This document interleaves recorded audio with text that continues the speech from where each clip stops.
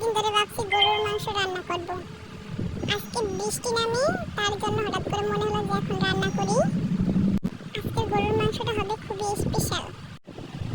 প্রথমে গরুর মাংস ঢেলে নিলাম, তারপর কিছু পেঁয়াজ কুচি দিয়ে দিলাম। এখন দিলাম হলুদের গুঁড়া, মরিচের গুঁড়া, তারপরে দিয়ে দিলাম লবণ। এখন দিয়ে দেবে কিছু কাঁচা মরিচ। তারপরে আমি কিছু তেল দিয়ে দিলাম।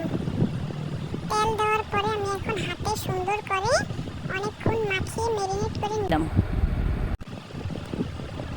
মাখানোর পর একটু রেস্টে দিয়ে দিলাম আদা বাটা, পেঁয়াজ বাটা, তারপর আবার একটু মেখে নিলাম।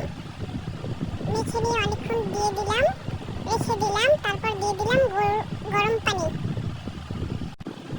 গরম পানি দেওয়ার পরে চুলায় আমি বসিয়ে দিলাম প্রেসার কুকারে।